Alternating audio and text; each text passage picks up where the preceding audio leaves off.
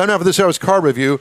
I got to drive the 2024 Alfa Romeo Guilia Quadrifoglio, rear-wheel drive. You can also get it in all-wheel drive. Available trim levels include Veloce, Competizione, Quadrifoglio, Quadrifoglio with Carbon, and Quadrifoglio 100th Anniversary. This is a mid-size sedan. I had the Quadrifoglio rear-wheel drive. Seats 5 people. All new in 2017 with updates for 2024. I'm going to tell you about the little emblem that's on the side of the car. Oh, yeah, you said that. Yeah, it's a 4-leaf clover, and you're going to go, what? It's Italian. What is a 4-leaf clover doing on there? I'm going to tell you about that in a minute.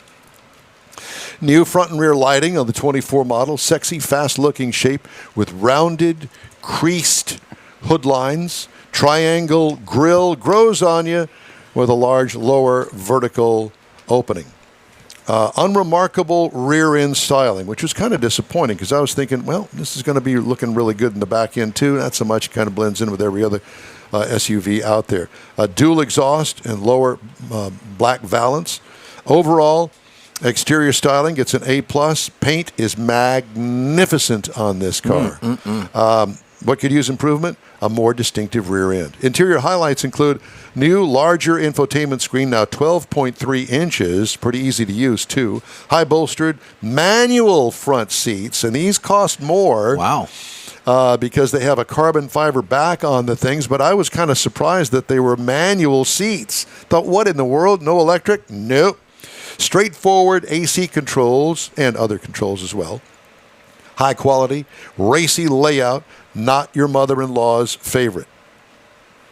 Cargo trunk room, adequate.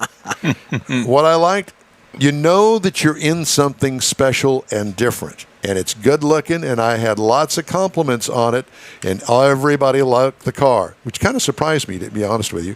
What could use improvement? Little more rear seat legroom. Here's the good part. Ready? Yep.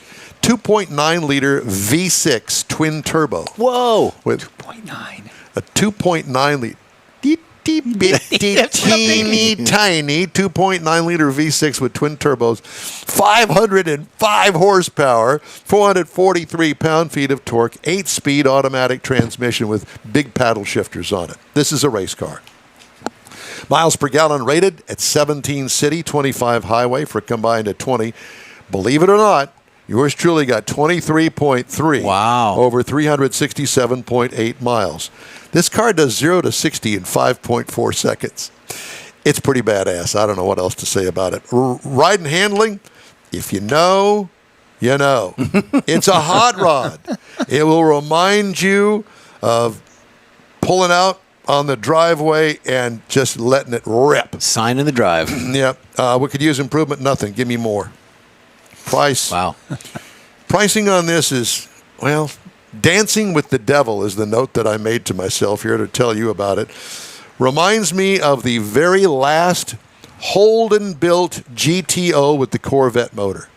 Does that make sense to you? Yeah. The last GTO. Yeah. Outrageous. It was bad to the bone. Base trim price, $81,370. Ooh. Prices tested, $91,415. Like I said, dancing with the devil. Base model price, $41,690. Let's put it up against the Audi A4, $41,900. The BMW 3 Series, $44,500. The Mercedes-Benz C-Class, $46,950. Those are the starting prices. Now, all of those cars have a hopped-up, bad to the bone, street rod level to them. I hear you. I would imagine. But they're not Italian. They're not Italian. I can't do the Italian. Italian like from, you from, can, but from Niederville. It's from Italian. Oh, chicken parmesan. That's it. This is one bad to the bone car. I hope that you get a chance to get it. You'll probably have a wreck in it with your on-ramp acceleration test. That car is just... I feel empty. You didn't tell us about the 4-leaf clover. Here's the 4-leaf clover story. Okay.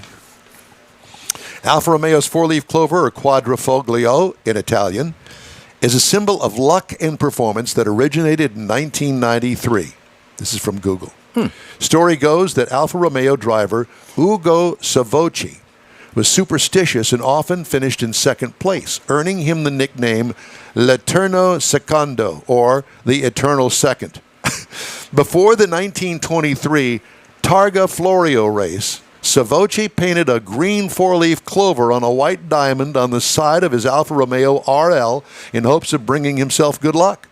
Savocci won the race, and the clover became a tradition that continues today. The clover has helped spectators identify Savocci's car on the dusty roads of the early 1900s. Wow.